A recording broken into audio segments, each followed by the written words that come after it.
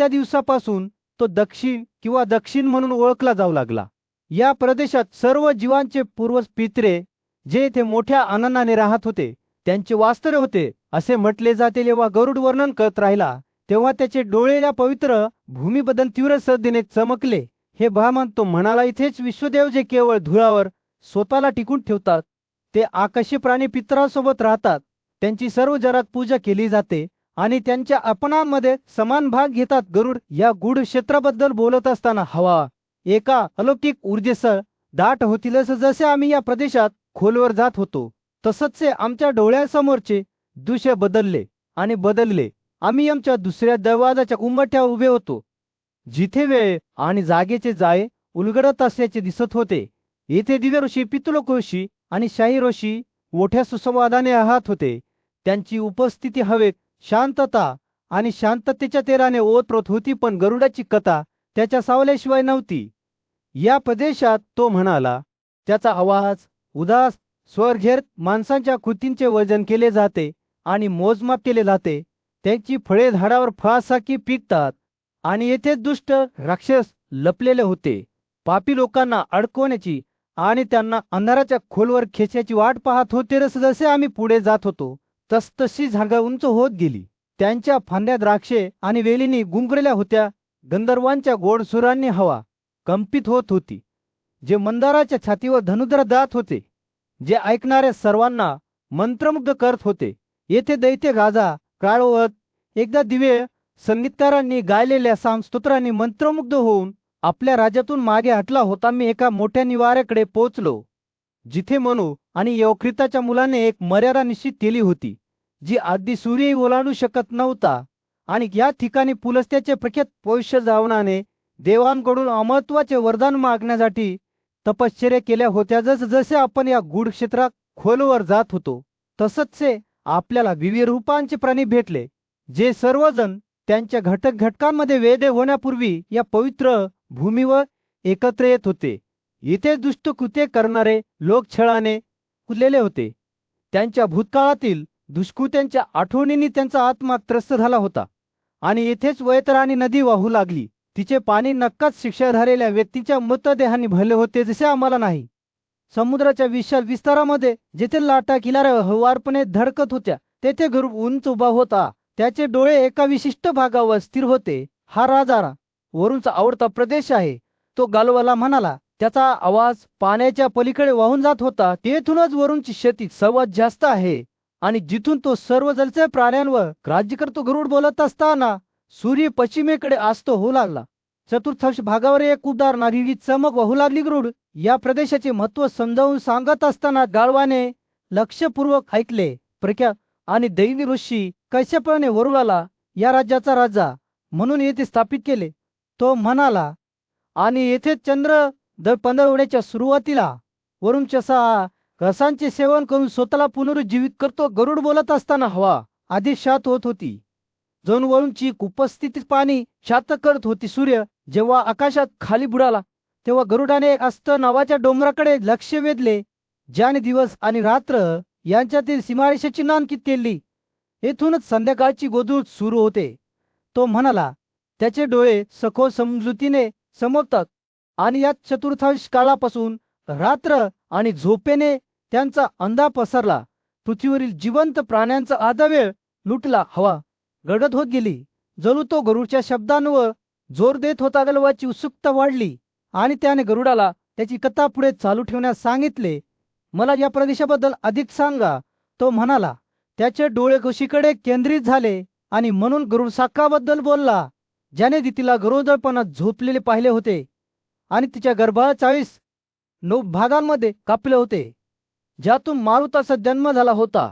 तो सुरभी या गायींच्या आईबद्दल बोलला, ज्याने तिचे दूध सोन्याच्या कमाच्या सुशोभित तलावाच्या किनाऱ्यावर ओतले. जेव्हा गरुडाचे शब्द नदीसारखे वाहत होते तेव्हा गालव लक्षपूर्वक ऐकत होता.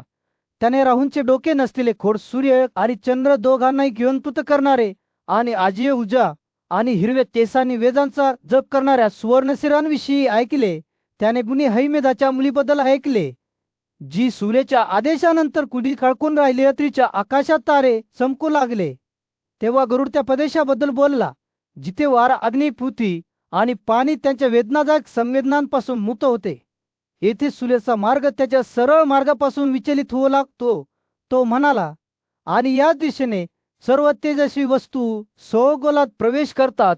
समुद्राला पाणी देणाऱ्या नद्यांचे राणी वरुण, कनत, विष्णू आणि कश्यप यांच्या निवासस्थानांचे वर्णन करताना गरुड आश्चर्याने ऐकत होता. रात्रीप्रमाणे उत्तरेकडील विशाल प्रदेशावर सूर्य मावळत होता. भले पर्वत आणि दऱ्यांवर एक उबदार नारिरी प्रकाश टाकत होता. गरुड हा उदात्त पक्षी उंच उभा होता. त्याच्या भोवती जमलेल्या ब्राह्मणांच्या सभेला संबोधित करताना त्याचे डोळे शहाणपणाने चमकत होते. पूज्यवंशी गरुडाने सुरुवाती, हा भाग पवित्र आहे, कारण तो आपल्याला पापापासून वाचवतो आणि मोक्षाकडे घेऊन जातो. त्याला उत्तर किंवा उत्तर म्हणतात, कारण त्याचे खजिना पूर्व आणि पश्चिम दिशेला पसरले आहेत, ज्यामुळे तो मध्य प्रदेश किंवा मध्यम बनला आहे. तो बोलत असताना सभेचे डोळे आश्चर्याने रुंद झाले.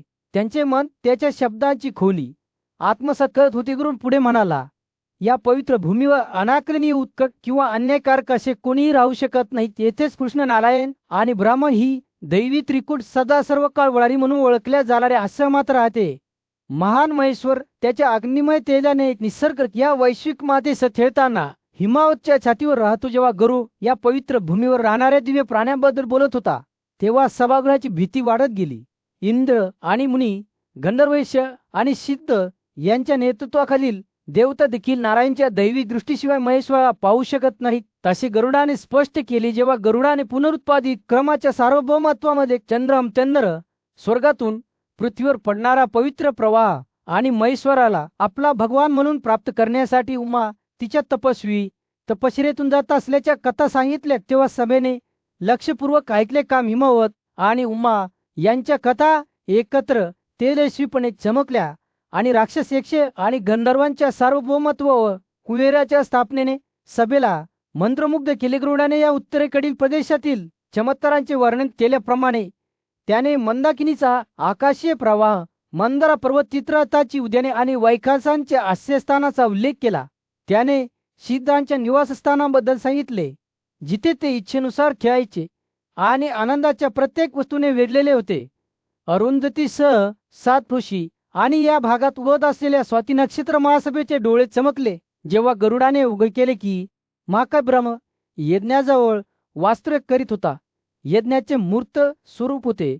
सूर्य, चंद्र आणि इतर प्रकाश या प्रदेशात नियमितपणे फिरत होते.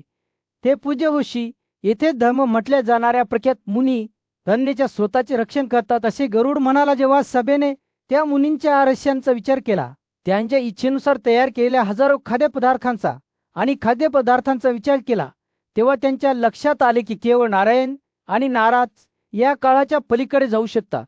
पूर्वेकडील क्षितिजाच्या विशाल विस्तारावर सूर्य मावळत होता. जेव्हा मुनी गालो गरुडासमोर उभा होता, त्याचे भव्य पंख सोनेरी प्रकाशाच्या कणवासारखे रुंद पसरले होते. अरे विंताचा थोर गरुड गालो म्हणाला, आदर आणि उत्कटतेने भरलेला त्याचा आवाज, मी तुम्हाला विनंती करतो की मला पूर्वेकडे घेऊन जा, जिथे धर्माचे 2 डोळे प्रथम उघडले जातात. मी देवांना पाहण्यासाठी, त्यांच्या उपस्थितीच्या तेजात आनंद घेण्यासाठी आणि माझ्या गुरुला दिलेले वचन पूर्ण करण्यासाठी. तर मग तो गरुडाची भेदक नजर गालवाशी भिडली. त्याचे पंथ हलवारपणे झापटलेले होते आणि त्याने उत्तर दिले, ते ब्राह्मणा, माझ्या पाठीवर चढाई कर. आणि म्हणून गालवा त्याच्या पाठीवर चढला. त्याच्या पंखांचा उबदारपणा आणि दूरवरच्या जमिनीचा सुगंध वाहून नेणाऱ्या सौम्य वाऱ्याचा अनुरोध घेत ते आकाशात उडत असताना गालवाच्या केसांमधून वारा वाहत होता आणि त्याला त्याचे हृदय आश्चर्याने फुगले. जाणवलेले गरुड गालो आश्चर्याने म्हणाला, तुझे सौंदर्य त्याच्या सर्व वैभवा सूर्यासारखे आहे. तुझा वेग हा एक वादळ आहे, जो पृथ्वीलाच हादरवून टाकतो. डोंगर, जंगले आणि महासागरांना त्याच्या जागेत ओढतो. मला मासे, साप आणि मगरी दिसतात. तुमच्या पंखांच्या प्रचंड हालचालीने ते हवेत फेकले जात असताना त्यांची चेहरे वेदनेने वळलेले असतात. गालवाच्या तेजस्वी रूपाकडे पाहताना गालवाचा आवाज विस्मयाने थरथरत होता. पण जसा प्रवास सुरू राहिला, गालवाच्या उत्साहाने भीतीला तोंड दिले. वेग अविरत होता आणि त्याला स्वतःची जीवनशक्ती कमी होत असल्याचे जाणवले. विताचा प्रिय पुत्र गरुड तो ओरडला, कृपया मंद करा. मी एक विनम्र ब्राह्मण आहे आणि हा वेग मला सहन करता येत नाही. इतका मोठा आहे, पण गरुड फक्त हसला. त्याचा आवाज दूरवर गडगडाटासारखा होता. थोडे शहाणपण आहे तुमच्याकडे हे गालो, तो हसून म्हणाला. तुम्हाला तुमचे आयुष्य संपवायचे आहे. अरे नाही, मृत्यू हा स्वतः देव आहे. तुम्ही मला तुमच्या उद्देशाची माहिती यापूर्वी का दिली नाही? आम्ही थोडा वेळ ओशब नावाच्या डोंगरावर विश्रांती घेऊ आणि मी तुमच्याबरोबर परत येईन, जेणेकरून आम्ही तुम्हाला हवे ते सर्व पूर्ण करू शकू. आणि म्हणून गरुड डावीकडे झुकला. त्याने गालवाला किनाऱ्याकडे नेत असताना त्याचे पंख स्थिरपणे धडधडत होते. ते डोंगराच्या उतारावर उतरताच फुलांच्या सुगंधाने हवा दाट होत गेली. सूर्य आकाशात खाली उतरला. त्याने भूप्रदेशामध्ये एक उडाणारी नीट चमक दाखवली. त्यांच्या समोरील शांत दृश्याकडे पाहत असताना गारुदाच्या पाठीवरून गारवा उतरला. त्याला त्याच्या वर एक आरामदायी धुलाची भावना जाणवली. हा प्रिय गरुड कृतज्ञतेने भरलेला त्याचा आवाज म्हणाला, माझा जीव वाचवल्याबद्दल मी तुझ्या ऋणी आहे. मी माझ्या गुरुला दिलेले वचन पूर्ण करेन आणि आम्ही एकत्र देवांचा शोध घेऊ. आणि म्हणून दालवा उन्हाळ्याच्या दिवसाच्या कडक उन्हात पोषकच्या भव्य शिखरावर पोहोचले, जिथे गालो आणि गरुड हे दोन प्रवासी आध्यात्मिक ज्ञानाच्या शोधात आले होते. जसजसे ते वर चढत होते तसंच त्यांना तीव्र तपश्चर्येमध्ये गुंतलेली संदिली नावाची एक ब्राह्मण स्त्री भेटली. तिच्या आत्मशिस्त आणि भक्तीचे दृश्य दोघांमध्ये एक सूत्र झाले आणि ते दोघेही मोठ्या प्रामाणिकपणे तिची पूजा करत अदाने मान झुकवत होते. त्यांच्या हावभावाने प्रसन्न झालेल्या संदिलीने त्यांचे प्रेमाने स्वागत केले आणि त्यांना जमिनीवर बसण्याची संधी दिली. ते खाली बसल्यावर तिने त्यांना शिजवलेले अन्न दिले, जे त्यांनी पवित्र मंत्राचा वापर करून देवाला समर्पित केले. तृप्त होऊन ते जमिनीवर पडले. केवळ गाढ झोपेने मात करण्यासाठी जसा सूर्य मावळू लागला तसंच झोपी गेलेल्या गरुडाला अचानक त्याच्या शरीरात एक असामान्य संवेदना जाणवली. त्याने खाली पाहिले आणि त्याचे भव्य पंख पडले आहेत हे पाहून त्याला धक्का बसला. त्याचे एकेकाळी मजबूत हातपाय आता मांसाच्या गोळ्यासारखे दिसत होते. फक्त त्याचे डोके ऐपाय अबाधित होते. अचानक झालेल्या बदलाबद्दल त्याने गरुडाला विचारले असता गालवाचे डोळे चिंतेने रुंद झाले. तुम्हाला काय झाले आहे? गालवाने त्याच्या आवाजात धोखाची छटा दाखवली. तुम्हाला काही वाईट विचार आले आहेत का? किंवा तुम्ही काही पाप केले आहे का? हे क्षुल्लक पाप असू शकत नाही, कारण तुमची स्थिती खरोखरच गंभीर आहे. गरुडाने लाज आणि असहाय्य वाटताना स्वतःकडे तुच्छतेने पाहिले. जड अंतकरणाने त्याने सत्य उघड केले. मी या स्त्रीला संदिलीला महादेव विष्णूच्या निवासस्थानी आणि सद्गुण आणि बलिदानाचे मूर्त स्वरूप घेऊन जाण्याचा विचार केला होता. तिने त्यांच्यात राहावे अशी माझी इच्छा होती, परंतु आता मला जाणीव झाली की ते योग्य नव्हते. गरुडाने संदिलीकडे क्षमा मागितली तेव्हा त्याच्या कबुलीत बाबाचा भार हवेत लटकला होता. तिने लक्षपूर्वक तिची अभिव्यक्ती ऐकली. आश्चर्य आणि समजूतदारपणाचे मिशन तिच्या आवाजात तरुणेसह ती म्हणाली, पक्ष्यांच्या राजकुमार, घाबरू नका. आपले पंख पुन्हा सुरू करा आणि आपली भीती सोडून द्या. मी तिरस्काराला माफ करत नाही, कारण ते एखाद्याला आनंदमय परेशांपासून दूर घेऊन जाते. आचारसंहितेची शुद्धता ही सद्गुण संपत्ती आणि समृद्धीची गुरुकिल्ली आहे. जसे संदिलीचे शब्द गरुडावर ओसरू लागले, एक चमत्कार झाला. त्याचे पंख पुन्हा दिसू लागले, पूर्वीपेक्षा अधिक मजबूत. नवीन ताकदीने गरुड पुन्हा एकदा उडण्यासाठी तयार झाला. संदिलीच्या आशीर्वादाने त्याने गालवाला निरोप दिला, जो अनिच्छेने त्याच्या मित्रापासून वेगळे होण्यास तयार झाला. त्यांचा प्रवास सुरू राहिला, जेव्हा ते परिपूर्ण घोड्यांचा शोध घेत होते. परंतु नीतीच्या इतर योजना होत्या. ते चालत असताना विश्वामित्र घटनास्थळी प्रकट झाले. त्यांचे डोळे गालवावर लक्ष केंद्रित करत होते. ते म्हणाले, वेळ आली आहे की तुम्ही तुमचे वचन पूर्ण करा आणि तुम्ही माझ्याबरोबर सामायिक करण्याचे वचन दिलेली संपत्ती मला द्या. मला माहीत नाही की ते काय आहे. निर्जन प्रदेशाच्या भीषण उष्णतेमध्ये एक प्रसिद्ध ब्राह्मण गालू निराश आणि निराश होऊन बसला होता. त्याचे डोळे जे एकेकाळी ज्ञानाच्या अग्नीने उजळले होते, ते आता त्याच्या धोखाचे उजास स्पष्टपणे प्रतिबिंबित करत होते. नारद, एक ज्ञानी ऋषी, त्याच्या अंतःकरणात करुणेने त्याच्याकडे आला. प्रिय गालो, तुला काय त्रास होतो? गारदाने विचारले. त्याचा आवाज उन्हाळ्यातील वाऱ्यासारखा सौम्य होता. गालवाचे ओठ थरथरत गेले जेव्हा त्याने त्याच्या धोखाची कहाणी सांगितली. मी एकेकाळी महान विश्वामित्राचा शिष्य होतो, त्याने सुरुवात केली. अनेक हजार वर्षे मी त्याच्या मार्गदर्शनाखाली अभ्यास केला. ज्ञानाच्या प्यालाचे पाणी एका वाळवंटातील कोरड्या प्रवाशाप्रमाणे तैलो.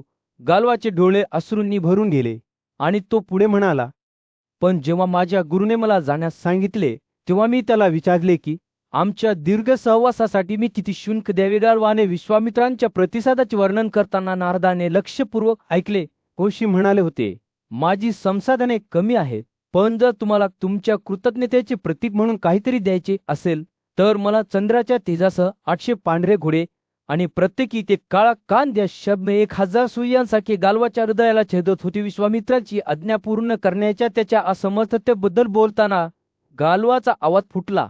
हे नारद, मी तुमच्याकडे आलो आहे कारण मला माहित आहे की चंद्र शर्यतीत जन्मलेला राजाच आता मला मदत करू शकतो. नारदाने समजूतदारपणे मान डोलावी आणि गरुडाची ओळख करून दिली, जो उत्कटतेने संभाषण पाहत होता. ते दोघे मिळून नहुषाचा मुलगा येथील राजाची राजधानी प्रतिष्ठाच्या दिशेने निघाले. अफाट संपत्ती आणि पराक्रमासाठी ओळखल्या जाणाऱ्या राजाने त्यांचे आदरपूर्वक स्वागत केले.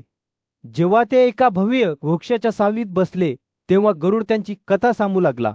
हा ब्राह्मण गालो अनेक वर्षांपासून माझा मित्र आहे. तो म्हणाला, तो विश्वामित्रांचा शिष्य होता, पण आता तो त्याच्या गुरुची आज्ञा पूर्ण करण्यासाठी तुमची मदत मागत आहे. गरुडाने गलो आणि विश्वामित्र यांची कथा सांगितल्यावर राजा रीतीने लक्षपूर्वक ऐकले.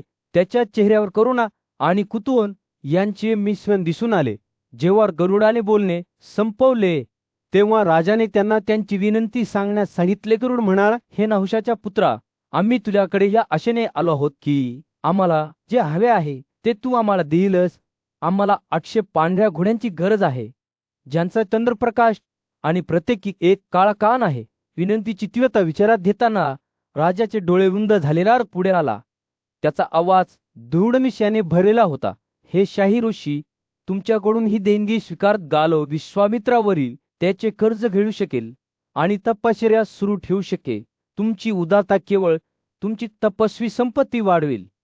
प्राचीन भारताच्या भूमीवर नारद नावाची एक भव्य आकृती, सूर्यवंशाचा एक प्रसिद्ध शासक राजा यतीसमोर उभी होती. सूर्यासारख्या सोनेरी शब्दासह नारद राजाशी प्रामाणिकपणे बोलले. इतरांबद्दलच्या त्याच्या आधाराची आणि दयाळूपणाची प्रशंसा केली. नारदांची स्तुती ऐकून यतीचे डोळे आनंदाने चमकले. त्याचा प्रिय मित्र गालो नावाचा एक शहाणा गोशी, तार्क्ष आणि उदात्त पक्षी गरुड यांच्या उपस्थितीने आशीर्वादित झाले. तिने नारदाच्या शब्दांवर चिंतन करत असताना त्याने त्याच्या समोर उभ्या असलेल्या गालवाकडे तपस्वी सन्मानाची हवा घेऊन पाहिले. ब्राह्मणाच्या त्याच्या आध्यात्मिक शोधाप्रती असलेल्या अविचल समर्पणाबद्दल राजाचे हृदय कौतुकाने फुलले. त्याच्या लक्षात आले की गालो दूरवरून आला होता. त्याने आपल्या तपश्चर्येसाठी भिक्षा मागत सौर आलंशाच्या भूमिक आणि राज्य पार केली होती. येथीचे विचार त्याच्या स्वतःच्या संपत्तीकडे वळले, जी कालांतराने लक्षणीयरित्या कमी झाली होती.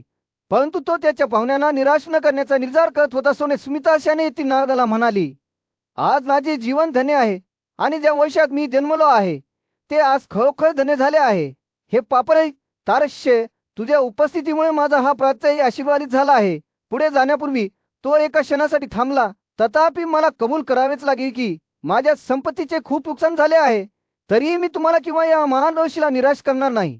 तो त्याचा उद्देश साध्य करण्यासाठी जे काही शोधत आहे ते मी त्याला देण्याचे डोळे गालवाकडे वळले आणि परोपकारी भावनेने तो म्हणाला, 4 कुटुंबांची चिरस्थायी असलेली माझी मुलगी माधवीला घेऊन जा.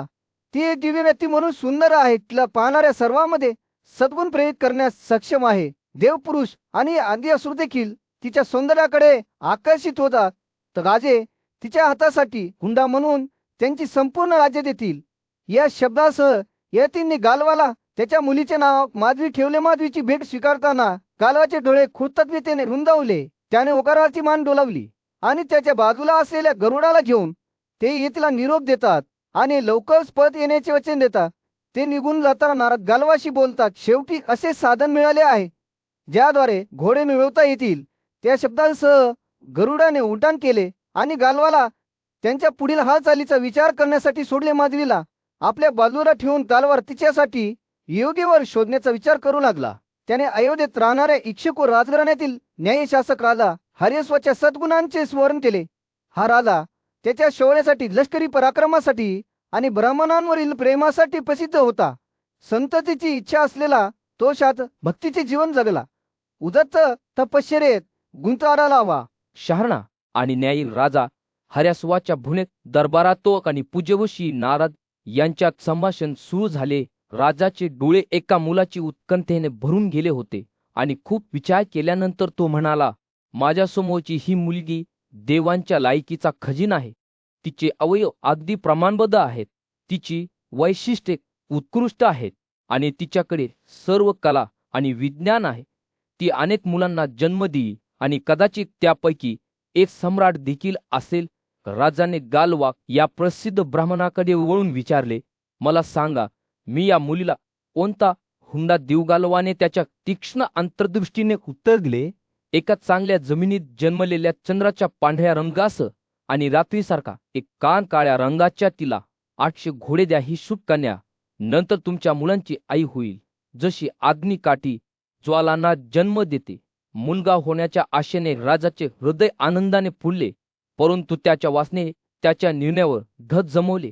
त्याने गालवाला विनंती केली की त्याने मादलीला फक्त एक मूल देण्याची परवानगी द्यावी. ती मुलगी स्वतः तिच्या संगीतासारखा आवाज करत बोलली, एका ज्ञानिकोशींनी मला वरदान दिले होते की प्रत्येक प्रसूतीनंतर मी माझे कन्यत्व परत मिळवेन. मला या राजाकडे परत द्या. त्याच्या उत्तम घोड्यांच्या बदल्यात अशा प्रकारे तुम्ही 4 राजांकडून 800 घोडे गोळा करू शकता आणि तुम्हाला 4 मुले होऊ शकतात. गालवाने त्या मुलीचे शब्द विचारात घेतले आणि नंतर राजा हर्यास्वाकडे वळला.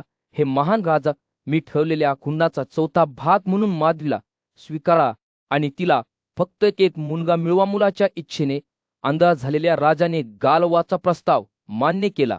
त्याने माधवीला आपल्या ताब्यात घेतले आणि कालांतराने एका मुलाला जन्म दिला, ज्या वासुमानस म्हणून ओळखले जाऊ लागले. तरुण राजकुमार पृथ्वीवरील सर्व श्रीमंत राजांपेक्षा अधिक श्रीमंत झाला, जो स्वतः वासूंपैकी एकासारखा होता. तो एक महान राजा आणि संपत्ती देणारा बनला. काही काळ गेला आणि गालो माधवीसह राजा हर्यस्वाच्या दरबारात परतला. हे राजा, तुला मुलगा झाला आहे. तो हसून म्हणाला, खरंच हा मुलगा सूर्यासारखा चमकतो आहे. आता मला दुसऱ्या राजाकडून भिक्षा मागण्याची वेळ आली आहे. राजाने त्याचे वचन आणि गालवाचे अजूनही 600 घोडे शिल्लक असल्याचे आठवून माधवीला ब्राह्मणाकडे परत केले. जर अंतकानाने त्या मुलीने आपली शाही समृद्धी सोडून दिली आणि पुन्हा एकदा कन्या बनली. ती त्यांच्या प्रवासात गालवाच्या मागे जात असताना तो करुणेने तिच्याकडे वळला आणि म्हणाला, घोडे तुझ्याबरोबर राहू द्या. हे जोडपे राजा दिवोदासाच्या दरबाराकडे निघाले. माधवीला तिच्या नवीन रूपात घेऊन ते एकत्र भिक्षा मागायचे आणि मार्ग तयार करायचे. एका समृद्ध आणि चैतन्यमय जंगलात एक ज्ञानी आणि आदरणीय ऋषी नारद एक प्रसिद्ध ब्राह्मण गालवाच्या बाजूने उभा होता. ते अनेक दिवस प्रवास करत होते. ते एक सुप्रसिद्ध राजा शोधत होते, जो गालवाची विनंती मान्य करण्यास तयार असेल. त्यांच्या शोधाचा उद्देश दुसरा कोणीही नव्हता तर काशीचा शासक दिवोदास होता, जो त्याच्या महान पराक्रम आणि सद्गुणांसाठी दूरदूरपर्यंत ओळखला जातो. गालव एका सुंदर कन्येकडे गेला आणि सौम्य आवाजात बोलू लागला, माधवी प्रिय. तो म्हणाला, आम्ही राजा दिवोदास एक न्यायी आणि उदात्त शासकाला भेटण्यासाठी जात आहोत. तो भीमसेनाचा मुलगा आहे आणि त्याच्याकडे एक मोठी शक्ती आहे. घाबरू नका, हळूहळू माझ्या मागोमाग या आणि दुःखी होऊ नका. नारदाने संमतीने मान डोलावली. त्याचे डोळे शहाणपणाने चमकले. जसे ते पुढे जात होते तसंच हे तिघेही शेवटी काशीच्या राज्यात पोहोचले. राजा दिवोदासने त्यांचे योग्य आदरातिथ्यासह स्वागत केले. गालो आणि माधवीचे आपल्या राजवाड्यात स्वागत केले. त्यानंतर ब्राह्मण राजाला विनंती करू लागला की त्याने त्याला एक वरदान द्यावे, जेणेकरून त्याला माधवीला मूल होऊ शकेल. राजा दिवोदासाने लक्षपूर्वक ऐकले. त्याचा चेहरा उत्सुकतेने चमकला. मी तुमच्या विनंतीबद्दल ऐकले आहे, तो म्हणाला, आणि मी ते देण्यास तयार आहे. खरे तर या मुलीवर मूल चढवणे हा माझ्यासाठी सन्मान ठरेल. तो गालवाकडे वळला आणि पुढे म्हणाला, माझी संपत्ती राजा हर्यस्वाच्या संपत्तीसारखी आहे. मी तुम्हाला एक शाही मुलगा देईन आणि तुम्हाला हवे असलेले घोडे देखील तुमचे असतील. माधवीला राजाच्या देखरेखीखाली सोपवण्यात आले आणि त्याने तिच्याशी विवाह केला. या जोडत्याने आनंदाने एकत्र खेळ केला, ज्याने सूर्य आणि प्रभावती, अग्नी आणि स्वाहा, वासव आणि ची या दिव्य प्राण्यांशी स्पर्धा केली. त्या सर्व दैवी जोड्या राजा दिवोदास आणि त्याच्या वधूने अनुकरण केले आहेत. असे दिसते जसा काळ गेला. माधवीला प्रतादन नावाचा मुलगा झाला. आणि जेव्हा नियत वेळ आली तेव्हा गारव राजवाड्यात परतला आणि राजाकडून मिळालेल्या घोड्यांसाठी माधवी त्याला परत द्यावी अशी विनंती केली. राजा दिवोदास त्याच्या वचनाशी प्रामाणिक आणि सत्यनिष्ठ त्याने ब्राह्मणाची विनंती मान्य केली आणि माधवीला तिच्या माजी पालकांकडे परत केले. अशा प्रकारे सद्गुणी राजाने त्याचे वचन पूर्ण केले आणि द्रालो माधवीला त्याच्या बाजूला ठेवून निघून गेला. त्यांची अंतकरणे काशीच्या उदात्त शासकाने त्यांना दाखवलेल्या दयाळूपणाबद्दल कृतज्ञतेने भरलेली होती. दूरच्या देशात सुप्रसिद्ध माधवी तिच्या अतूट समर्पणाचा पुरावा म्हणून उभी राहिली. तिने एक वचन दिले होते जे पाळण्याचा तिचा निर्धार होता. जरी त्याचा अर्थ तिची समृद्धी सोडून देणे असा असता तरी भक्तीने भरलेल्या अंतकरणाने ती पूज्य ब्राह्मण गालवाच्या पावलावर पाऊल ठेवून चालत होती. स्वतःची उद्दिष्टे साध्य करण्याच्या विचारात असलेल्या गालवाने पुढे काय कारवाई करावी याचा विचार केला. त्याला माहीत होते की त्याला वेगाने कृती करण्याची गरज आहे आणि म्हणून तो भोजांच्या शहरात गेला जिथे राजा उशिनराने अतुलनीय पराक्रमाने राज्य केले. राजासमोर आल्यावर गालवाने त्याला अशा शब्दांनी संबोधित केले जे राज्याचे भवितव्य बदलतील. महाराज, गालवाने सुरुवात केली, ही मुलगी तुम्हाला 2 शाही पुत्रांना जन्म देईल. तिच्यापासून जन्मलेल्या मुलांमुळे तुम्हाला याच जगात आणि पुढच्या जगात महानता मिळेल. तुमच्या कृतज्ञतेचे प्रतीक म्हणून मी 400 घोडे मागतो. प्रत्येकाचे कान रात्रीच्या आकाशासाठी काळे असतात. हे घोडे माझ्यासाठी नाहीत तर माझ्या गुरुसाठी आहेत. जर तुम्ही माझ्या अटी मान्य केल्या तर अजिबात संकोच न करता तसे करा. गालवाचे शब्द दृढनिश्चयाने भरलेले होते. त्याचे डोळे आतील अग्नीने जळत होते. राजा उशिलाराने गालवाचा प्रस्ताव लक्षपूर्वक ऐकला. त्याच्या अंतकरणाने ब्राह्मणाच्या अटी स्वीकारण्याचे फायदे आणि तोटे तोलले. एका क्षणाच्या चिंतनानंतर त्याने एक उत्तर दिले, हे गलवा, मी तुझे शब्द ऐकले आहेत. तू सांगितल्याप्रमाणे करण्यासाठी माझे हृदय प्रवृत्त आहे. परंतु सर्वोच्च अधिकारी सर्वांवर नियंत्रण ठेवतो. तुमच्या वर्णनाशी जुळणारे फक्त 200 घोडे माझ्याकडे आहेत. परंतु मी माझ्या कृतज्ञतेचे प्रतीक म्हणून ते देण्यास तयार आहे. उशिनराने दिलेल्या प्रतिसादाला गालवाने समजूतदारपणा दर्शवला, ज्याने होकारार्थी मान डोलावली. महाराज, तुम्ही द्यायला तयार आहात त्यापेक्षा जास्त मी तुमच्यावर दबाव आणणार नाही. पण हे लक्षात ठेवा, अपत्यांना मरणोत्तर आयुष्यात खूप त्रास सहन करावा लागेल. या कन्येपासून जन्मलेल्या संततीमुळे तुम्ही त्या नशिबापासून वाचाल. गालवाच्या शब्दांचा विचार करताना राजाची अभिव्यक्ती विचारशील झाली. योग्य वेळी माधवीला राजा उशिलाराकडे सादर करण्यात आले आणि त्याने तिचे खुल्या बाहूंनी स्वागत केले. एक नीतिमान माणूस म्हणून तो पर्वतांच्या सर्वात सुंदर दऱ्यांमध्ये आणि दऱ्यांमध्ये कन्येसोबत खेळून त्याच्या चांगल्या कृतींच्या फळाचा आनंद घेऊ लागला. पक्ष्यांच्या गोड गाण्यांनी हवा भरून गेली होती जेव्हा ते हातात हात घालून फिरत होते. त्यांच्या भोवती पानांची सौम्य सरमिसळ होती. जसजसे रोज जात गेले, राजा उशिनराला एका मुलाचा जन्म झाला जो सकाळच्या सूर्यासारखा चमकला. तो नंतर एक उत्कृष्ट राजा झाला ज्याला सिवी या नावाने साजरे केले गेले. या मुलाच्या जन्माने राजासाठी एक नवीन युग चिन्हांकित केले आणि परिणामाने प्रसन्न झालेला गालव ब्राह्मणाच्या घरी परतला. अनेक वर्षे गेली आणि राजा उशिनराचा मुलगा एक पराक्रमी शासक म्हणून वाढत गेला जो त्याचा प्रिय होता. एका दूरच्या प्रदेशात नारद या ज्ञानीघोषीला विंताचा मुलगा गालव भेटला जो आनंदाने चमकला होता. सुदैवाने मितला यशस्वी होताना पाहतो आहे. गालव आनंदाने चमकणारे डोळे ठेवून नादाला म्हणाला, पण त्याचा प्रवास अजून संपलेला नाही हे गालवाला फारसे माहीत होते. तो नादाशी संवाद साधत असताना गरुड हा भव्य पक्षी खाली उतरला आणि त्याने काही अस्वस्थ करणारी बातमी सांगितली आहे. गालवाच्या कार्याचा 1/4 भाग अपूर्ण राहिला. त्याला अजून आणखी 200 घोडे मिळवायचे आहेत. हे लक्षात येताच गालवाचे हृदय बुडून गेले. गरुडाला गालवाची अस्वस्थता जाणवली आणि तो प्राचीन काळापासून एक कथा विणू लागला. रुचिका, एक महान ऋषी, एकदा आपल्या पत्नीसाठी गडीची मुलगी सत्यवतीला शोधत होता असे गरुड म्हणाला. त्याच्या आवाजाने इतिहासाचा भार उचलला होता. रुचिकाने कोळशासारखा काल असलेल्या 1000 घोड्यांची विनंती केली होती आणि त्या बदल्यात त्याने त्या घडीला दिल्या होत्या. जसे हे घडले तसंच रे घोडे आता 3 राजांच्या ताब्यात होते ज्यांनी ते ब्राह्मणांकडून विकत घेतले होते. पण नीतीच्या इतर योजना होत्या.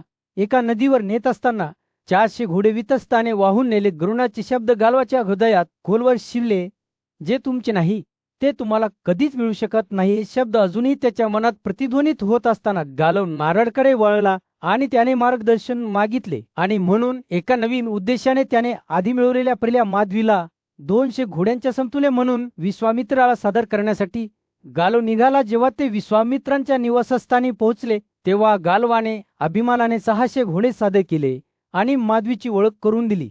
ती त्याच्याकडून मिळालेली भेट असल्याचे स्पष्ट केले. या कन्येने राज वशिंकडून 30 सद्गुणी मुलांना जन्म दिला आहे. तो म्हणाला, तिला तुझ्याद्वारे आणखी एक मुलगा होऊ दे आणि अशा प्रकारे आमचे कर्ज पूर्ण कर.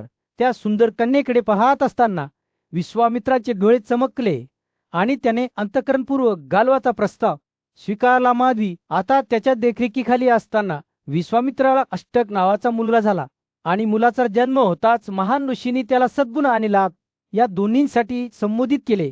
त्याला 600 घोडे भेट म्हणून दिले.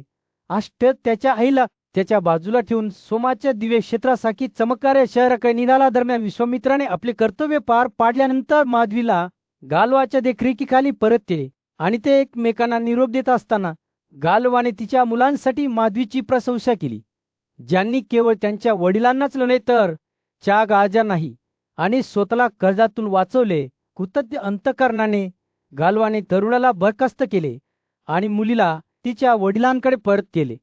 एका दूरच्या प्रदेशात इच्छेने प्रेरित होऊन राजा यतीने पुन्हा एकदा आपल्या मुलीला स्वयंवरात सोडवण्याचा प्रयत्न केला.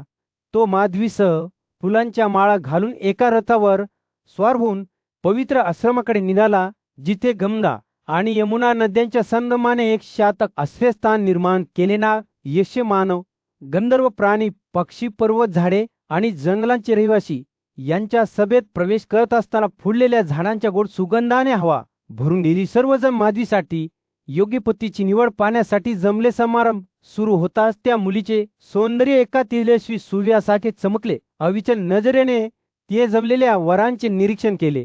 त्यांच्या भरतेने किंवा संपत्तीने तिचे हृदय स्वस्थ झाले. चिखलमय पाण्याने स्पर्श न करता फुलाऱ्या कमळाच्या फुलाप्रमाणे माधवीने त्यांच्यापैकी कोणालाही आपला स्वामी म्हणून निवडले नाही. त्याऐवजी ती जंगलाकडे वळली, जे गर्दीच्या दरम्यान उंच राणीशात उभे होते. सौम्य स्मितहास्याने ती तिच्या रथातून खाली उतरली आणि पवित्र जंगलात जाण्यापूर्वी तिच्या मित्रांना अभिवादन केले. जसलशी ती जंगलात खोडवर फिरत होती तसंच माधवीने तपस्वीचा साधा पोशाख परिधान करून आपला शाही पोशाख सोडला. ती निसर्गाशी एकरूप होऊन जगू लागली. कडू आणि गोड अशा कोमल गवताच्या पाट्यांवर उदरनिर्वाह करू लागली आणि स्फटिक स्वच्छ डोंगरा प्रवाहातून मद्यपान करू लागली. प्रत्येक दिवसागणिक तिचे शरीर मजबूत होत गेले आणि तिचा आत्मा अधिक लवचिक होत गेला. जवली दूतप्रमाणे ती मुक्तपणे फिरत होती. राजेशाही जीवनाच्या अडचणींना बळी पडत नव्हती. तिचे अंतःकरण भक्तीने भरले होते. माधवी ब्रह्मचर्य तपश्चर्या करत होती. देवाच्या नजरेत महान गुण कमावत होती. दरम्यान गाजा येतीची वर्ष शत ऋतूतील वाऱ्यासारखी गेली होती. त्याने काळाच्या अपरिहार्य शक्तीला शरणागती पत्करली. त्याचे शरीर अगणित तुटून थकलेले होते. त्याचे पुत्र पुरू आणि यादू त्यांची कुटुंबे अनेक पटींनी वाढली होती आणि नहुशाच्या मुलाने दोन्ही जगात खूप आदर मिळवला होता. राजा येती स्वर्गात सुप्रसिद्ध राज उशीमध्ये आणि गोशीमध्ये राहत असताना तो त्या प्रदेशातील सर्वोच्च फळांचा आनंद घेर एक आदरणीय व्यक्ती बनला. तथापि एके दिवशी त्याच्या नवीन सभोवताच्या भव्यतेमध्ये राजा यतीचे हृदय मूर्खपणा, अज्ञान आणि अभिमानाने ग्रासले. त्याने सर्व देव, ऋषी आणि मानवांकडे मानसिकदृष्ट्या दुर्लक्ष केले. त्याला या जगाशी बांधलेले पवित्र बंध विसरून गेवांचा वध करणाऱ्या दैवी चक्राने राजाचा अहंकार जाणवला आणि लगेच त्याचे हृदय वाचले. उपस्थित राज ऋषींनी राजा येतीला कठोर फटक्यात संबोधित केले. त्यांनी एकमेकांना त्याच्या ओळखीबद्दल प्रश्न विचारले. तो कोण आहे? तो कोणत्या राजाचा मुलगा असल्याचा दावा करतो आणि त्याने स्वर्गात त्याचे स्थान कसे मिळवले? म्हणून एकेकाळी आपल्या शहाणपणासाठी आणि ज्ञानासाठी पूज्य असलेला राजा येती आपल्या उदात्त स्थानावरून खाली पडू लागला होता. त्याच्या त्यांची चमक गमावू लागल्या होत्या. त्याची समज निराशेच्या भावनेने झाकली गेली होती आणि त्याचे दागिने आणि पोशाख शत्रुतील पानासारखे वाहू लागले होते. जेव्हा तो पृथ्वीच्या दिशेने सरकत होता तेव्हा त्याचे हृदय भीतीने थरथरत होते आणि त्याला आश्चर्य वाटत होते की पाप किंवा अशुभ विचारामुळे असे पतन होऊ शकते. जसजसे यादीचे पतन अधिक स्पष्ट होत गेले तसंच स्वर्गातील इतर राजे, सिद्ध आणि अप्सरा त्यांच्या पूर्वीच्या साथीदाराला आपली पकड गमावताना पाहून हसले. परंतु तो जमिनीवर पडण्यापूर्वी देवांच्या राजाने पाठवलेला एक दिव्य संदेशवार यातीस कळवण्यासाठी आला की त्याचा अभिमान आणि किताबच्या दुर्लक्षामुळे त्याचे गुण संपले आहेत. संदेशवाहकाने घोषित केले की यात आता देवांमध्ये राहण्यास पात्र नाही आणि त्याऐवजी त्याने रीतिमानामध्ये प्राणत्याग करण्याच्या भावनेने येतीने त्याचे नशीब स्वीकारले आणि 3 वेळा पुनरावृत्ती केली.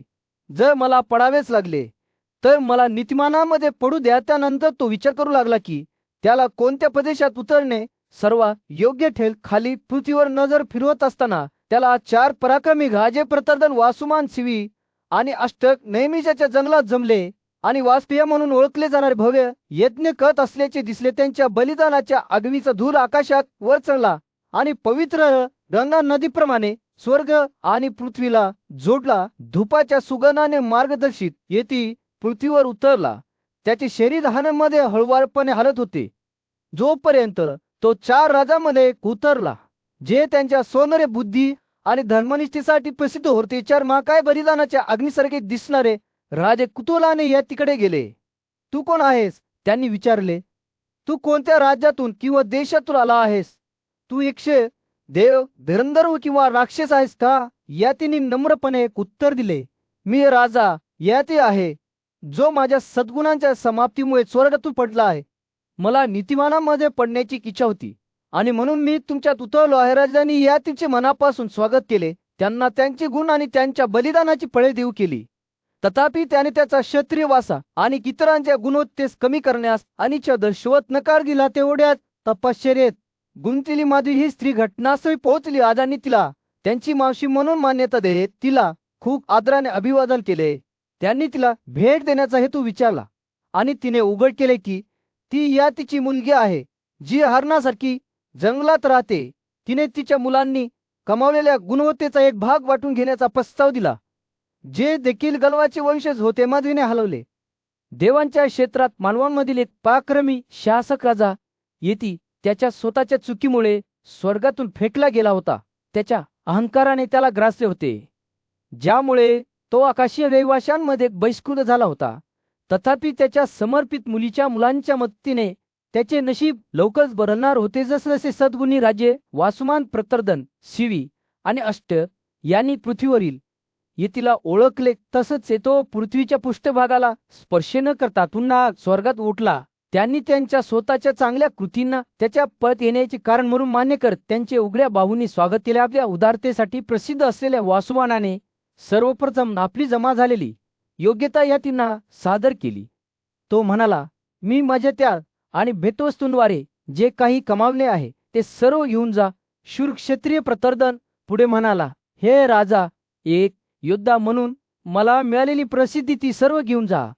उशिनाचा शहाणा मुलगा शिवी याने मी नेहमीच बोललेल्या निर्दोष सत्याने स्वर्गात चढून जा कसे म्हणत आपली सत्यता सादर केली. अष्ट या शाही ऋषींनी अग्नी बलिदानामधून जमा झालेले गुण अर्पण करून समारोप केला. संपत्ती रत्ने जगा घ्या जे काही मी विधी पार पाडण्यासाठी राखून ठेवले आहे असे ते म्हणाले. प्रत्येक राजाच्या शब्दासह येती अधिकाधिक वर चढत गेली. शेवटी सामूहिक आशीर्वादासह तो आकाशीय प्रदेशांमध्ये पोहोचला. स्वर्ग परत मिळाल्यावर यातींना सुगंधी फुलांनी आंबोळ घालण्यात आली. सुगंधी वाऱ्याने त्यांना मिठी मारली आणि त्यांच्या भोवती झांजर गाणी आणि गांधर्व आणि असुरांनी सादर केलेल्या नृत्यांच्या मधुर आवाजाने वेढले गेले. त्यांचे सन्मानाने स्वागत करण्यात आले. देवतांकडून उत्कृष्ट अर्घ्य स्वीकारण्यात आले. तथापि त्याचा आनंद अल्पकाळ टिकला. आजोबा ब्रह्मा कठोर इशारा देत त्याच्याकडे आले. अगणित त्याग आणि सद्गुणी राजवटीद्वारे मिळवलेले तुमचे गुण केवळ तुमच्या अहंकारामुळे संपले आहेत. तुम्ही स्वर्गातील रहिवाशांमध्ये तिरस्काराचे कारण बनले आहात. अभिमान किंवा द्वेषाने हा प्रदेश कधीही चिरंतन होऊ शकत नाही. त्याने यतींना हातीपणा आणि अघात टाळण्याचा इशारा दिला आणि त्याला आठवण करून दिली की खरी शेती नम्रतेमध्ये आहे. यतींचे दुःख हा सर्वांसाठी एक धडा होता. अहंकार आणि हट्टीपणाच्या धोक्यांविषयी एक सावधगिरीची कथा नारद पुढे म्हणाले. ज्याला स्वतःचे भले हवे आहे त्याने त्याच्या चांगल्या शुभेच्छा देणाऱ्या मित्रांचे ऐकले पाहिजे. कळखण हे नेहमीच आशाची मूळ असते. त्याने गाजात यतींना अभिमानारी क्रोध सोडण्याचा, पांडूच्या मुलांशी शांतता गारण्याचा आणि राग टाळण्याचा आग्रह केला. कथेत आपण नम्रता करू ना आणि निस्वार्थतेचे महत्त्व पाहतो.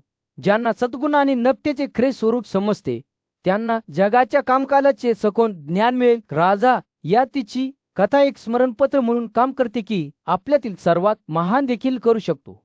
हस्तिनापूरच्या भव्य दालनामध्ये गाजा धृतराष्ट्र चिंतनशील अवस्थेत बसला होता. त्याचे विचार नारद हे ज्ञानी आणि पवित्र ऋषी यांच्या शब्दांनी व्यापले होते. जे योग्य आहे ते करण्याची तीव्र इच्छा राजाच्या डोळ्यात होती, परंतु त्याला ते करण्यास असमर्थ वाटले. जणू काही आपल्या वडिलांचा गोंधळ आणवल्यानंतर राजकुमार दुर्योधन खोली चिरला. त्याचा चेहरा कुरकुरीत झाला. धृतराष्ट्राचे शब्द कबुली जमारीसारखे बाहेर पडले. माझी इच्छा अगदी तशीच आहे. नारदाने मला सांगितले आहे की स्वर्गाकडे काय जाते, जगाचा काय फायदा होतो आणि सद्गुण काय आहे, पण मी स्वतंत्र नाही. माझा मुलगा दुर्योधन मला जे आवडते ते कधीही करत नाही. धृतराष्ट्र कृष्णाकडे वळला, जो त्याच्या पुढे उभे असलेल्या वरुणी भविष्यातील पराक्रमी शस्त्रधारी होता.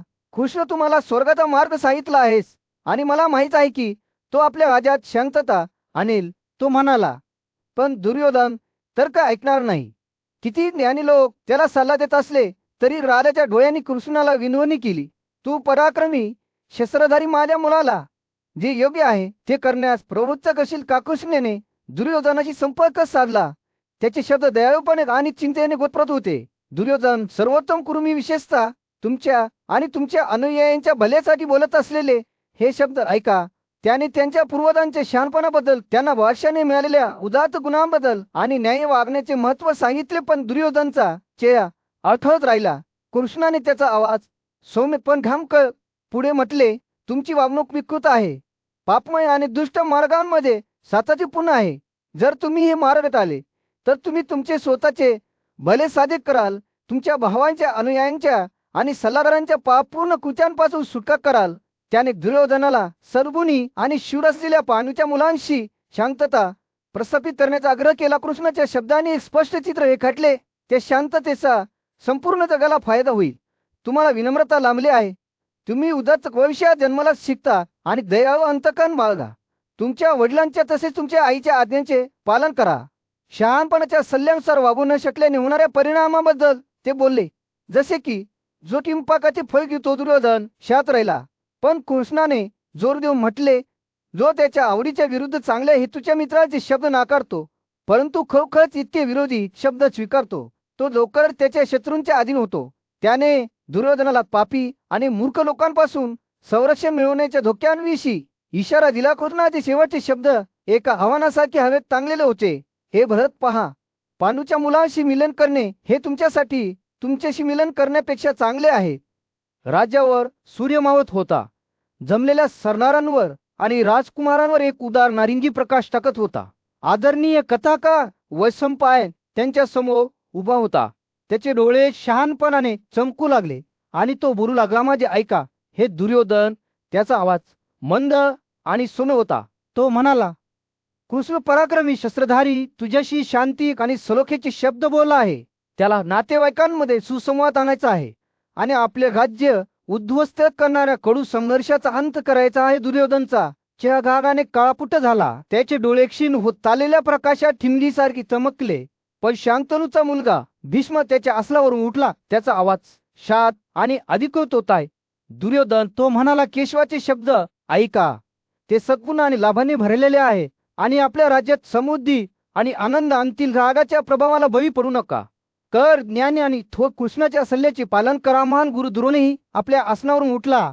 त्याचे डोळे सखोल समजुतीने चमकले. दुर्योधन, तो म्हणाला, कृष्णाने तुझ्याशी जे सत्य आणि फायद्याशी सुसंमत आहे ते बोलले आहे.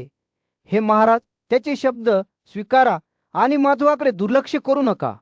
जे नेहमीच तुम्हाला प्रोत्साहन देत असता ते तुम्हाला विजय देऊ शकत नाहीत. युद्धाच्या वेळी ते शत्रुत्वाचे ओझे इतरांच्या मानेवर टाकतील. बुद्धिमान आणि दयाळू मंत्री किदुराने दुःखाने दुर्योधनाकडे पाहिले. दुर्योधन, तो म्हणाला, मला तुझ्यासाठी दुःख होत नाही, पण गंधारी आणि तुझे वडील या वृद्ध जोडप्यासाठी मला दुःख होत आहे.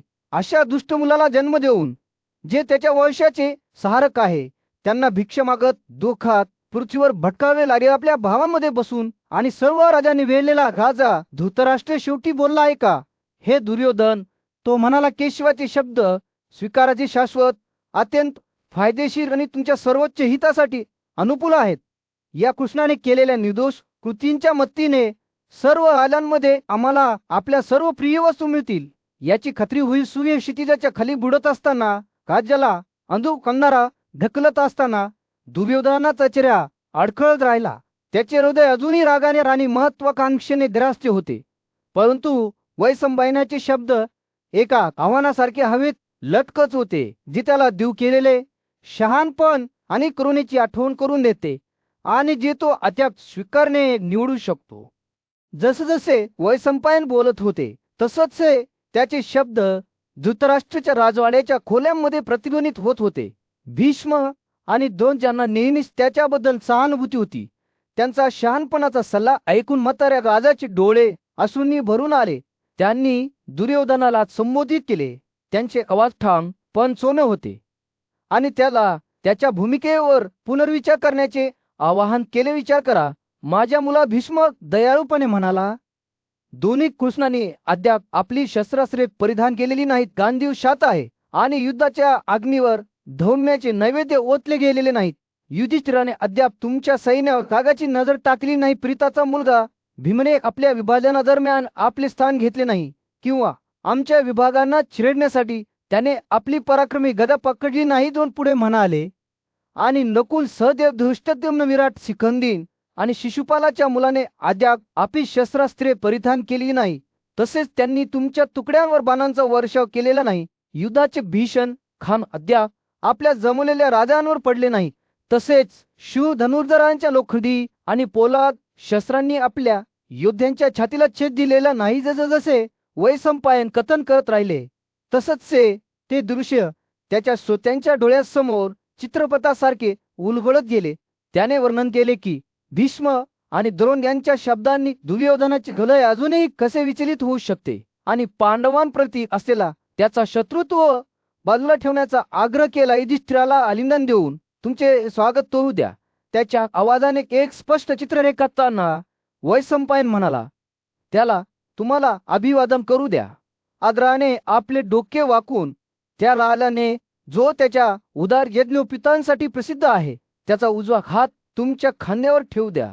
ज्याच्या तळ्यावर जिन्याची आणि हुकची खून आहे. दुर्योधनाची कल्पना या दृष्टिकोनाशी गुंफलेली असताना अर्जुन, नकुल, सहदेव आणि भीम त्याच्या भोवती कसे जमतील, मैत्रीत त्यांचे हात कसे उघडे असतील, याचे वर्णन वैशंपायनाने केले. पराक्रमी जुई मूल्य हळुवारपणे त्याच्याशी संवाद साधत त्याचे मन शांत करण्याचा आणि लढणाऱ्या गटांमध्ये शांतता आणण्याचा प्रयत्न करता भावांच्या डोक्याचा वास घ्या आणि त्यांच्याशी प्रेमाने बोला. पहा, जेव्हा तुम्ही तुमच्या वीर भावाशी, पांडूच्या पुत्राशी एकत्र येता, तेव्हा या सर्व सम्राटांनी आनंदाश्रू वाहावेत असे आवाहन वैशंपायनाने केले. कथा जसजशी उलगडत गेली तसतशी धृतराष्ट्राच्या राजवाड्यातील हवा शांततेच्या शक्यतेने थरथर कापत होती. वृद्ध राजाचे हृदय उत्कंठेने फुलले आणि त्याचे डोळे आशेच्या झगमगाटाने चमकले की कदाचित एकतेची ही दृष्टी एक दिवस प्रत्यक्षात येऊ शकेल. सौहार्दपूर्ण संधाची बातमी घोषित होऊ द्या. कुरुच्या सभेत दुर्योधन उंच उभा होता. त्याचे डोळे कवचलेने उजळले होते. जेव्हा तो कृष्ण या पराक्रमी आणि प्रसिद्ध नेत्याचा सामना करत होता, त्याच्या विरोधात जे शब्द बोलले गेले होते ते अजूनही हवेत रेंगाळले होते. एखाद्या आव्हानाप्रमाणे जे स्वीकारण्याची वाट पाहत होते. प्रत्युत्तरात दुर्योधनाचा आवाज उठला का आणि अभिमानाचे मिसळणे केशव, सर्व परिस्थितीचा विचार न करता तू कसे बनू शकतोस. त्याने त्याच्या आवाजात आरोपाचा एक संकेत होता. त्याने विचारले, प्रीताच्या मुलांप्रती माझ्या आदरयुक्त वर्तनामुळे तू फक्त मला दोष देतोस.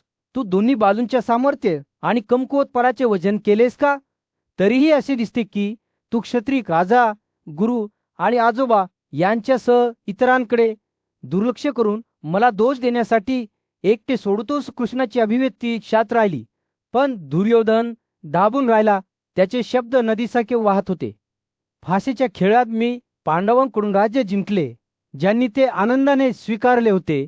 त्यात माझा काय दोष असू शकतो? आणि तरीही त्यावेळी त्यांच्याकडून घेतलेली संपत्ती परत करण्याचा आदेश मी दिला होता. त्यांना पुन्हा एकदा फाशी देऊन पराभूत केले गेले आणि त्यांना जंगलात पळून जावे लागले. ते बळकट असल्यासारखे आमच्याशी भांडण्याचा प्रयत्न का करतात? दुर्योधनाचा आवाज मोठा होत गेला. त्याचे शब्द धार्मिक रागाच्या भावनेने टपकत होते. आम्ही त्यांना कोणत्याही प्रकारे दुखावले नाही. त्यांच्या शत्रुत्वाला पात्र ठरण्यासाठी आम्ही काय केले आहे ते कमकुवत आहेत आणि तरीही ते आम्हाला सुंज्यासह खार मारण्याचा प्रयत्न करता. आम्ही भीती किंवा कमकुवतपणामुळे त्यांच्या पुढे झुकणार नाही. आधी इंद्र सुद्धा युद्धात भीष्म, कृपाद्रोण आणि कर्ण यांना पराभूत करू शकला नाही. ते बोलत असताना त्यांचा आवाज दृढनिश्चयाच्या भावनेने भरून गेला. आम्ही क्षत्रिय आहोत. आपल्या व्यवस्थेच्या प्रथांचे पालन करण्याच्या आपल्या कर्तव्याशी बांधील आहोत. जर आपण युद्धभूमीवर पडलो तर ते देखील आपल्याला स्वर्गात घेऊन जाईल. बाणाच्या तलंगावर झोपणे हे योद्धा म्हणून आपले सर्वोच्च कर्तव्य आहे. आपल्या जीवाच्या भीतीने आपण आपल्या शत्रूंसमोर झुकणार नाही. दुर्योधनचे शब्द एका अहवालासारखे होते जे त्याला विरोध करणाऱ्यांच्या विरोधात होते. क्षत्रिय सद्गुणांच्या तत्वाबद्दलची आपली कविशल बांधिलकी जाहीर करताना तो भावनेने छाती डोलावून उभा होता. आम्ही दबावाखाली झुकणार नाही किंवा तुटणार नाही, असे तो म्हणाला. त्याचा आवाज सभेमध्ये प्रतिध्वनित होत होता. जोपर्यंत मी जिवंत आहे तोपर्यंत माझ्या वडिलांनी त्यांना दिलेला राज्याचा तो वाटा पांडवांना पुन्हा कधीही मिळणार नाही. युद्धाची घोषणा प्रज्वलित होण्याच्या प्रतीक्षेत दुर्योधनाचे शब्द संतुलनात लटकत असताना हवा तणावाने थरथर कापत होती. पूज्य कुलगुरू भीष्म आपल्या सन्माननीय सहकार्यांमध्ये बसल्याने गुरुजनांच्या सभागृहाचा झटका पुरला होता. धृतराष्ट्रांचा ज्येष्ठ पुत्र दुर्योधन ज्येष्ठ पांडव युधिष्ठिरला त्यांच्या नशिबावर शिक्कामोर्तब करणारा जुगार ठेवण्यासाठी प्रवृत्त करत होता. भीतीपोटी हवा दाट होती आणि यातल्या वादळाला भीष्मची शहाणपणाची उपस्थिती देखील शांत करू शकली नाही. सभागृहाचे विघटन होऊ लागताच बुद्धिमान सल्लागार विदुर दुर्योधनाला संबोधित करण्यासाठी उभा राहिला. तुम्हाला वीरांची शेया हवी आहे, तो म्हणाला. त्याचा आवाज दुःखाने भरलेला होता. खरंच तुमच्या सल्लागारासह तुम्हाला ती मिळेल. तो खोलीचे विवेकी गजरेने सर्वेक्षण करत थांबला. पण कशा किंमतीला? तुम्ही पांडवांविरुद्ध कोणताही गुन्हा केलेला नाही असे तुम्हाला वाटते? सम्राटांना स्वतःसाठी न्याय करू द्या. विदुर बोलत राहिल्याने दुर्योधनाचा चेहरा लाल झाला. तुम्ही त्यांना खेळात फसवण्यासाठी चकुईसोबत तटचला होता, नाही का? तुमचे सद्गुणी आणि प्रामाणिक चुलत भाऊ एका कपटी सल्लागाराशी अशा दुष्टतेत कसे गुंतू शकतात? विदुराचे शब्द निराशेने ओघळू लागले. परंतु दुर्योधन शांत राहिला. दुसरा सण आपल्या भावाचा बचाव करण्यासाठी उभा राहिल्याने सभा गोंधळात पडली. जर तुम्ही पांडवांशी शांतता प्रस्थापित केली नाही तर आम्ही तुमचे हात आणि पाय बांधू, तो ओढला. भीष्माने निराश होऊन डोके हलवले. त्या सर्वांवर येणाऱ्या संकटाची पूर्वकल्पना केली. सभागृहाचा गोंधळ थांबल्यानंतर दुर्योधन सभागृहाच्या बाहेर धावला. त्याच्या मागोमाग त्याचे भाऊ आणि सल्लागार आले. त्यांच्या कृतीमुळे त्यांचे भवितव्य निश्चित होईल हे जाणून भीष्माने त्याला जर अंतःकरणाने जाताना पाहिले. रागाच्या आवेगांचे अनुसरण करणाऱ्याचे शत्रू त्याला संकटात बुडताना पाहून आनंदित होतील. तो जनार्दनला म्हणाला. दिव्य राजकुमार कृष्ण उर्वरित सदस्यांना संबोधित करण्यासाठी आपल्या आसनावरून उठला. हे देखील एक मोठे उल्लंघन आहे ज्यासाठी कुरुवंशातील सर्व वडीलधारी लोक दोषी ठरत आहेत, तो म्हणाला. ते या दुष्ट राजाला सार्वभौमत्वाचा आनंद घेण्यासाठी जबरदस्तीने पकडत नाहीत आणि बांधत नाहीत. त्याने एक मूलगामी उपाय प्रस्तावित केला. दुर्योधन, कर्ण, शकुनी आणि दुःशासन यांना बांधून पांडवांच्या ताब्यात देणे. जेव्हा कृष्ण बोलत होता तेव्हा भीष्माने देवाच्या आणि असुरांच्या प्राचीन कथांचे स्मरण करत होकारार्थी मान डोलावली. जेव्हा जगाची लोकसंख्या 2 गटात विभागली गेली तेव्हा परमेश्वर म्हणाला, कसुर आणि दैत्यांचा पराभव होईल आणि आदित्य व रुद्र आणि स्वर्गातील इतर रहिवासी विजयी होतील. कृष्णाचे शब्द सभागृहात प्रतिध्वनित झाले. जेव्हा त्याने त्याच्या भावपूर्ण विनंतीचा समारोप केला. एका कुटुंबासाठी एका व्यक्तीचा बळी दिला जाऊ शकतो. एका गावासाठी एका कुटुंबाचा बळी दिला जाऊ शकतो. गंभीर संकटाच्या काळात राजा धृतराष्ट्राने आपला सुज्ञ सल्लागार विदुर याचा सल्ला मागितला. राजाचा स्वतःचा मुलगा दुर्योधन याने एक आपत्ती आणली होती ज्यामुळे त्यांचे राज्य उद्ध्वस्त होण्याचा आणि त्यांना गोंधळात टाकण्याचा धोका निर्माण झाला होता. हे ऐकून एक सुज्ञ आणि दयाळू मित्र कृष्णाने शांतता आणि सलोख्याचे शब्द दिले होते. या शब्दांनी प्रेरित होऊन धृतराष्ट्राने विदुराला त्याची पत्नी गांधारीला दरबारात आणण्याची विनंती केली. गांधारी एक महान बुद्धिमान आणि दूरदृष्टी असलेली स्त्री मानवी स्वभावाच्या गुंतागुंतीतून बाहेर पडण्याच्या तिच्या क्षमतेसाठी ओळखली जात असे. जेव्हा ती दरबारात पोहोचली तेव्हा धृतराष्ट्राने त्यांच्या मुलाने निर्माण केलेली भयानक परिस्थिती तिच्याशी सामायिक केली. स्वतःच्या सत्तेच्या वासनेने घासलेल्या दुर्योधनाने आपल्या वडीलधाऱ्यांच्या सल्ल्याकडे दुर्लक्ष केले आणि विनाशाच्या मार्गावर निघाला. गांधारीने तिच्या पतीचे शब्द लक्षपूर्वक ऐकले. तिची अभिव्यक्ती दुःख आणि चिंतेचे मिश्रण होती. त्यानंतर ती दुर्योधनाकडे वळली जो त्यांच्या समोर उभा होता. त्याचे डोळे रागाने चमकले होते. सौम्य पण ठाम शब्दांनी ती बोलू लागली. त्याला संकटाच्या काठावर परत आणण्याचा प्रयत्न करत होती. हे दुर्योधन, ती म्हणाली, माझे शब्द ऐका, कारण ते तुम्हाला आणि तुमच्या मागे येणाऱ्या सर्व लोकांना लाभ मिळवून देण्यासाठी आहेत. तुम्हाला तुमच्या वडिलांनी भीष्म, द्रोण आणि कृपाद्वारे इतरांबरोबरच इशारा दिला आहे, परंतु तरीही तुम्ही ऐकण्यास नकार देता. तुमचे अंतःकरण वासना आणि क्रोधाने घासले आहे आणि तुम्ही तुमच्या स्वतःच्या इच्छांचे गुलाम आहात. गांधारीच्या शब्दांनी दुर्योधनाच्या अभिमानाचा आणि अहंकाराचा खोलवर उलगडा केला. त्याला माहित होते की त्याची आई सत्य बोलते आणि तरीही ती स्वीकारण्यासाठी तो धडपडत होता.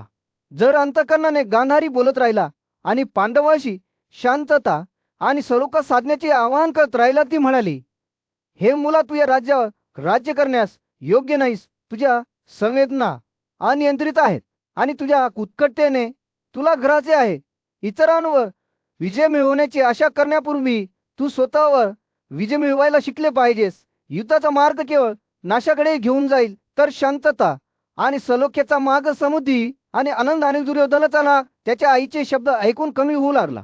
त्याला माहित होते की ती त्याच्यासाठी प्रेम आई काळजीच्या ठिकाणाहून बोलते आणि हळूहळू पण निश्चितपणे त्याला त्याच्या मार्गातील त्रुटी दिसू लागल्या. नवी विनम्र भावनेने त्याने पांडवाशी शांतता आणि सलोखा साधण्याची शपथ घेतली. जेव्हा दुर्योधनाने ही शपथ घेतली तेव्हा गांधारीचे डोळे आनंदासून भरू आले. तिला माहित होते की तिच्या मुलाने अखेर प्रकाश पाहिला आहे आणि त्यांचे राज्य विनाशाच्या काठावरून सुटणार आहे. आपल्या मुलाला विनाशाच्या मार्गावरून परत आणले गेले आहे हे जाणून धृतराष्ट्रही आनंदित झाला की दुर्योधनाचे सलोख्याचे शब्द स्वीकारले गेले. हस्तिनापूरच्या दरबारात धृतराष्ट्राचा मुलगा दुर्योधन आणि त्याचे सल्लागार यांच्यात एक गंभीर आणि अशुभ संभाषण झाले. त्याची आई गांधारी हिने इशारा दिल्यानंतरही दुर्योधनाला द्वारकाचा बुद्धिमान आणि शक्तिशाली राजकुमार कृष्णाची तीव्र नाराजी वाटू लागली होती. असे केल्याने तो आपल्या चुलत भावनांवर म्हणजेच पांडवांवर विजय मिळेल या आशेने त्याने कृष्णाला पकडण्याचा प्रयत्न केला. दुर्योधनाने कृष्णाला बळजबरीने पकडण्याची योजना आखली होती. त्यानंतर पांडवांना ते कमकुवत असताना त्यांच्यावर हल्ला करण्याची योजना आखली होती. शकुनी, कर्ण आणि दुःशासन यांच्यासह त्याच्या सल्लागारांनी त्याची महत्वाकांक्षा सामायिक केली. त्यांना खात्री पटली की कृष्णाने मार्ग सोडला तर त्यांचा विजय निश्चित होईल. त्यांनी अशा परिस्थितीची कल्पना केली ज्यामध्ये युधिष्ठिरच्या नेतृत्वाखाली पांडव धैर्य गमावतील आणि जणण्यास असमर्थ होतील. दरम्यान कृष्णाचा एक निष्ठावान मित्र असलेल्या सात्यकीला दुर्योधनाच्या मानवी स्वभावाबद्दलच्या सखोल अंतर्दृष्टीमुळे त्याच्या योजनेची माहिती मिळाली होती. त्याने ताबडतोब कृष्णाला कळवले, जो त्यावेळी दरबारात उपस्थित होता. कृष्णाने सात्यकीचे शब्द लक्षपूर्वक ऐकले. नंतर ते धृतराष्ट्र आणि विदुरांना सांगितले. कृष्णाच्या शांत वर्तनामुळे परिस्थितीची सखोल समज नाकारली गेली. त्याला माहित होते की दुर्योधनाची योजना अखेरीस त्याच्या स्वतःच्या पतनाला कारणीभूत ठरेल. वैशिष्ट्यपूर्ण नम्रतेने त्याने घोषित केले की जर दुर्योधनाची त्याच्यावर हल्ला करण्याची इच्छा असेल तर त्याने अजिबात संकोच न करता तसे करावे. कृष्ण पुढे म्हणाला की तो बळाचा प्रतिकार करणार नाही, तर न्याय आणि नीतिमत्तेची तत्वे टिकून ठेवण्यासाठी स्वतःला पराभूत होऊ देईल. धृतराष्ट्राला कृष्णाच्या शब्दांनी प्रभावित होऊन त्याच्या मुलाच्या कृतींचे गांभीर्य जाणवले. त्याने दुर्योधनाला त्याचे सल्लागार आणि भावासह दरबारात परत येण्याचे आवाहन केले. दुर्योधनाला थेट संबोधित करताना धृतराष्ट्राने त्याला त्याच्या योजनेवर पुनर्विचार करण्याची विनंती केली आणि इशारा दिला की कृष्णाला पकडण्याचा प्रयत्न निरर्थक ठरेल. नेहमीप्रमाणे शहाणा आणि समजदार विदुराने धृतराष्ट्राचे शब्द प्रतिध्वनित केले, ज्याने दुर्योधनाला कृष्णाने जिंकलेल्या असंख्य युद्धांची आठवण करून दिली. त्याने नारद, प्रागैलोतीस आणि निर्मोचनाच्या कथा सांगितल्या, ज्यांनी कृष्णाला पकडण्याचा प्रयत्न केला होता परंतु शेवटी ते अयशस्वी झाले नाही. याचे पुरस्कर्ते म्हणून कृष्णाची प्रतिष्ठा संपूर्ण देशात प्रसिद्ध होती. त्याचे पराक्रम पौराणिक होते. त्याने लहानपणीच तुतन आणि 2 असुरांचा वध केला होता. आपल्या छोट्या बोटावर गोवर्धनाचा पर्वत धरला होता. जरासंध, शिशुपाल आणि गीता असंख्य राजांचा पराभव केला होता आणि वरुण आणि पावकांचाही पराभव केला होता. विदुर बोलत असताना दुर्योधनाचा दृढनिश्चय डगमगू लागला. त्याच्या वडिलांच्या शब्दांनी आणि कृष्णाच्या कारनाम्यांच्या कथांनी त्याला जाणीव करून दिली की